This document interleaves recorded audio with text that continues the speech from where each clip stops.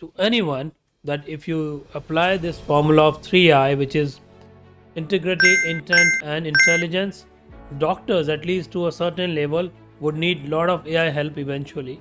So, all these professions which are on the machine, the designing piece, the presentations, the computation for the matter of the fact, would be taken care of AI. And I would recommend actually, to all our youth, start focusing back on agriculture. Bill Gates, we all know Bill Gates, right? Correct. So a person like Bill Gates has acquired a lot of farmland back in US. I started putting sandalwood plants in my own land, hiring a couple of people out there to make sure that they're cultivating, and it's actually coming up very nicely. I have seen, people feeling, normal people back in US, let's say 20 years back, would not have very high regards for India as a country.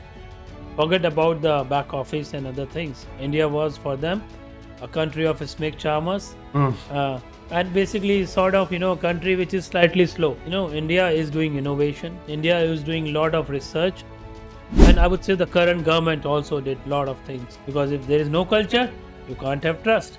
You can't have trust, you can't have productivity, and if there is no productivity, you can't grow. What's happening is they are capturing your mind.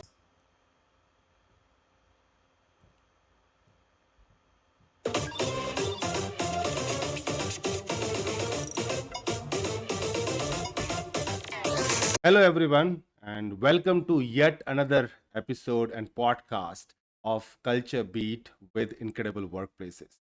Today, we have Mr. Abhishek Agarwal with us, who is the president of Judge India. And I have the privilege to meet him here in the Noida office. And let's talk about and have conversation with him.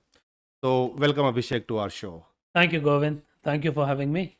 It's our pleasure. So, Abhishek, before we go into the whole conversation about the professional thing that we normally talk here, let me ask when Abhishek is not wearing his professional hat, who his Abhishek is?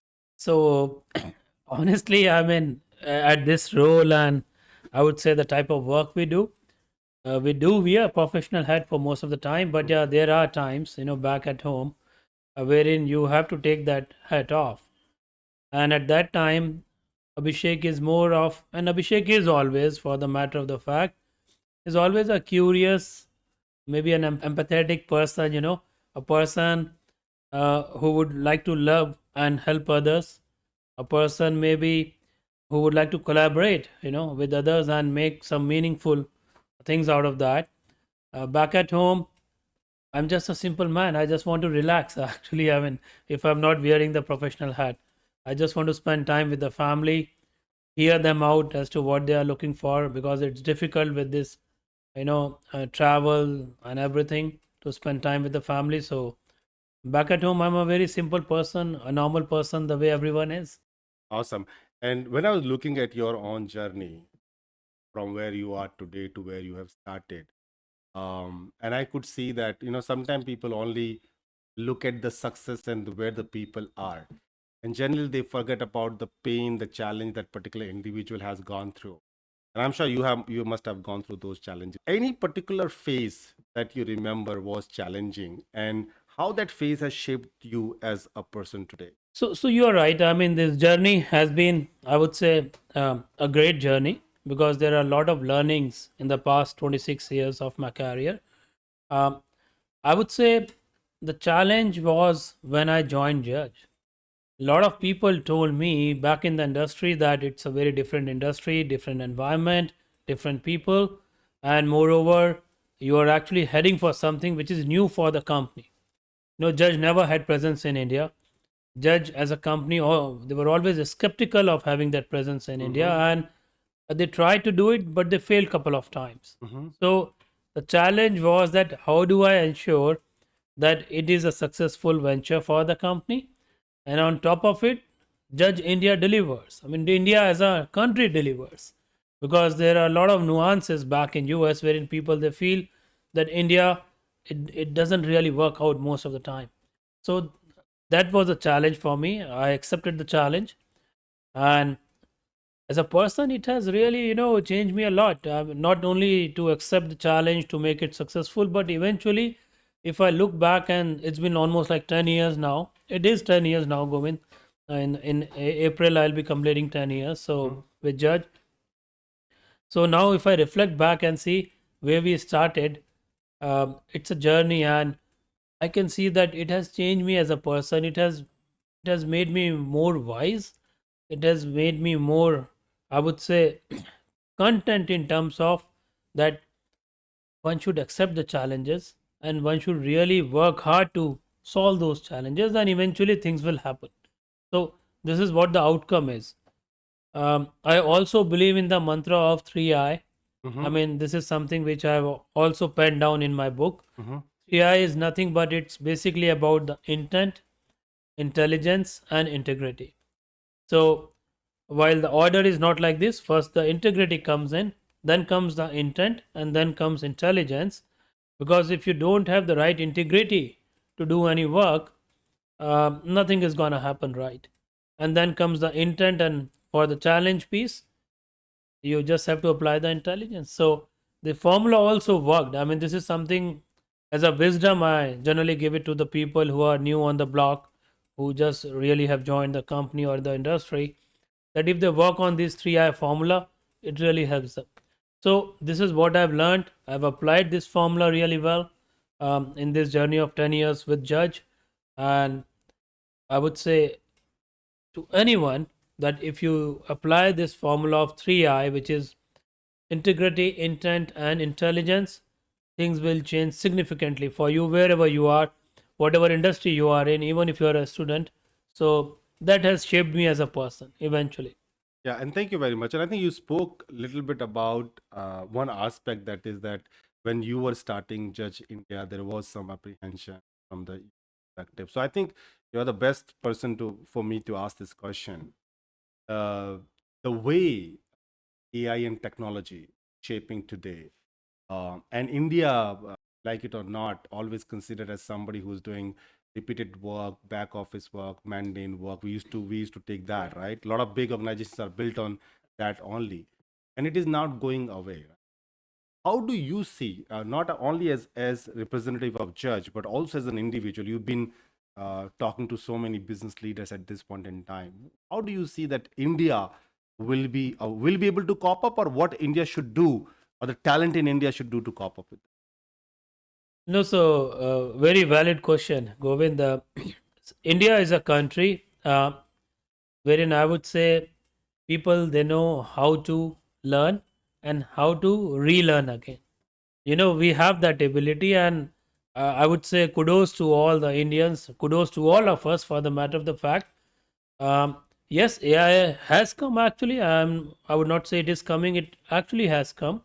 It's just a matter of time that in next 3 to 4 years, you will see a lot of jobs which are actually on the digital side of the world would be taken care of by AI. For example, whatever is there, on your machine, on your computer, AI can do that job. it? For example, coding, you must have seen and you must have heard, a lot of development, the coders at the initial phase of their career, we don't need them anymore. You will see a lot of paralegals will move out. You will see a lot of, I would say, doctors, at least to a certain level, would need a lot of AI help eventually. So all these professions which are on the machine, the designing piece, the presentations, the computation, for the matter of the fact, would be taken care of by AI. What AI would not be able to complement or to basically take over would be the human touch. Secondly, the jobs that would need lot of physical activity, for example, plumbing, electricians, right? Even the car drivers. I know we have the seamless, I would say, the driverless cars in US. In India, it may take some time before those cars come in. So the mentality of having, a low job or a high job should go away. That's the mindset that India has to change. A driver is a driver. It's not a mean job. Yeah. A plumber is a plumber. I mean, it's not a small job. It also needs that, technical ability. So the jobs, and I would recommend actually, to all our youth, start focusing back on agriculture. I mean, this is my version of analysis. I mean, there would be a lot of opportunities in and around agriculture. yes, you would be helped by a lot of machines, but still we would need someone to take care of, because it's again a physical labor oriented area. So farming and agriculture is something people should look upon. I mean, they may look this as a small job, but it is not. Um, not many of the people in the world would know, but Bill Gates, we all know Bill Gates, right? Correct, correct. So a person like Bill Gates has acquired a lot of farmland back in US. So that should give us an indication that where it is heading to. Why a person like Bill Gates would have at least, if I don't know the exact numbers, but maybe 5 to 6% of the entire farmland in US. So something is going there in that direction, wherein the focus would only shift on basically developing the food, the crops. Eventually, it will go to a phase, and India, it may take some time to land up here, but because we have a lot of population, we have a lot of local nuances. But the countries like US, machines are going to take over a lot of things, Hmm. and people would have lot of time for leisure and for their family. Money may become redundant eventually, Hmm. because if you have everything in surplus, you would not look for, you know that competition, that challenge to earn money. And if that happens, you would have no other choice but to spend time with your family, sort of the quality time. So things, the overall landscape would change. And my recommendation to our youth would be focus more on the agro side, because India has got lot of agricultural land. Not every country is blessed like that, and India may become actually the oven, or maybe the food or the crop factory for the world. Barring few other countries. So that's something that may happen. Yeah, and I think I'm so glad that you mentioned about agriculture piece. And as you know that I come from Uttarakhand, and Uh-huh. a lot of people migrate from there and do their livelihood here. One thing I also started as an initiative, going back to the root, that we have a lot of lands out there in Uttarakhand. The land is not in the same, like it's not a plain, right? Yeah. A lot of stepwise fields out there. I started putting sandalwood plants in my own land, hiring a couple of people out there to make sure that they're cultivating, and it's actually coming up very nicely. And I think your advice is so true. That there are a lot of land which are there, right? You just need the right kind of intent to make sure that even if I talk about myself, I'm not there, right? But there are people who are taking care of that. So even if those initiatives can be done, it will be really good. So, and you rightly said, Govind. I mean, at least you are giving employment to 5, 6 people over Yeah. there, right? You don't have to be there in person for on a day-to-day basis, but you are helping those people to get some employment, local people, that will eventually also contain the exodus from the villages to cities. So it has a bigger impact. You would like to have the people retained in that land area, or in that region, or in that district, and give them the right amount of money to sustain and live. Nobody would like to live their own area, right, if they have the right opportunities. So, and India is still predominantly, it's still, whatever said and done, it's an agro based Yeah, economy. yeah, correct. We still have around 50% of our GDP that comes through agriculture. So why not utilize our best strength?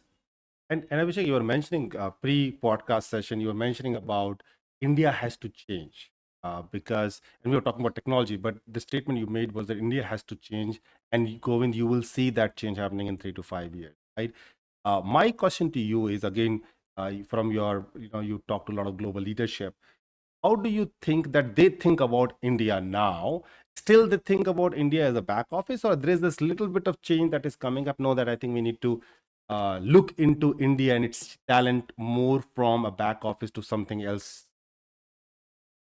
So I'm someone who actually have seen both the sides of the world, and there are a lot of people like that. But I live India because I am in India for at least a good amount of time every year, and it's been almost 20 years that I'm outside of India. So again, a very valid question that way, because I have seen, people feeling, normal people back in US, let's say 20 years back, would not have very high regards for India as a country. Forget about the back office and other things. India was for them a country of snake charmers, Mm. and basically sort of a country which is slightly slow. Now, if you fast forward it to, let's say, 2025 or 2026, from back office days, which India has actually worked upon rigorously, India has become a country which is more of a capability country. India is doing innovation, India is doing a lot of research, and within IT space, if I talk about IT and ITES space, India has actually gone a leap ahead. From a back office, a core back office company or a country, it has gone to a capability generation country. So we are more of a country which is doing innovation.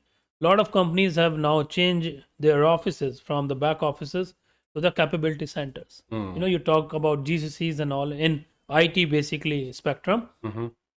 So those back offices has become the capability centers. What does that mean? That means they are doing something new and innovative Mm. within those offices, which is helping their parent company, be it in US or wherever in the world, to get more new lines of business, enhance maybe the revenue streams, and overall innovation. In terms of the product alignment. So things have changed that way for India. Outlook has changed. Mhm. The acceptance of Indians as I would say people who are successful, people who can bring the change, and people who actually can do something better for the humanity has significantly increased. Uh, in 1970s, a lot of Indians they went to US. 60s as well. I would say doctors, scientists, and maybe lawyers from our country over here from India to US. They actually put the roots there. They did the foundation, and IT got the benefit of that. IT took it to the next level. Mhm. And now with the Indian diaspora outside of US, um, that is actually helping a big time for India as a country for the new outlook. And I would say the current government also did a lot of things. Mm. I would give them that. Um, they did a lot of good promotion, a lot of good standing for India has happened um, in terms of India being looked as a growing country with one of the fastest GDP growths, and also that has really added to the momentum. Well, I wanted to ask this question, but I kind of thought that I should or not. But you can skip the answer. But let me ask. This is more. This could be a more political question. Last 10 to 15 years, and you know what that era was. Do you see that the government has done enough to to change the outlook of the global leadership, businesses, political organizations, the way they used to look at India before, to what they look to India today? Do you think there is a change? There is a change. I have seen it myself. So, being into different forums across the globe, Govind, the credibility of India has gone up significantly Hmm. as to what it was maybe 15, 20 years back. So, as I said, I would give it the due, whatever, respect to the current dispensation that we have, the current government that we have over here in India. So they definitely did a great job that way. They did their best to really take India to the next level, at least from the credibility aspect. Um, I mean, I know every government has their own way, and they all have helped India to grow, but this government has actually taken it up to the next level. India is regarded as a country of strength. A, I would say no more a country of snake charmers. That's what I would say, and it's a country wherein people they have started recognizing as a solid country. Yeah, and I think a lot has not only the government. I think the people like you, the people who are contributing right now, not at the India level, but also helps in changing that perception for people. And that's what I said prior to this question that you had, that the Indian diaspora, which is there outside of India, now they have actually taken the seats, the seats which are important. Be it, let's say, if talk about US, there are a lot of Indian origin CEOs, all the way to Mm. Google and Microsoft of the world. And then on the other side, there are a lot of congressmen, there are a lot of officials which are there in the, I would say, the government, the cabinet officials in the government, which are from the Indian background. So things are evolving, and now that's where the credibility is building. That look, Indians can take up this job, they are good at doing this job, and they will do wonders. So that has really gone ahead, and it got complemented by what the government has done. Awesome. So government used that actually. the Indian diaspora's whatever significance, the contribution for the overall advantage of India. Yeah, and I think all the pieces need to come together, whether it's people or government. Everybody has to come together. Great. So we'll I'll go to a little bit of closer to this conversation, but at Incredible Workplaces, Abhishek, we are currently focusing on making sure that organization has a work culture where people thrive. In your opinion, right? You lead the whole organization, at least like from India. You are the one who is driving everything. What is the importance of work culture for you? Govind, culture is everything for me because culture is something which is the root cause of your organization to be successful. So if you don't have the right culture, nothing is going to happen. So culture is something which brings in first and foremost the ecosystem in place. Once the ecosystem is in place, you build the trust. And once the trust is built, that's where you start getting the results. If you have the trust and the collaboration within the teams, that's where they start working as engines collaboratively, looking for the same goal and achieving the goal. So it's all about culture, because if there is no culture, you can't have trust. You can't have trust, you can't have productivity. And if there is no productivity, you can't grow. So culture is directly linked to the growth. So to your question, for me, culture is the main, I would say, building block for any successful organization.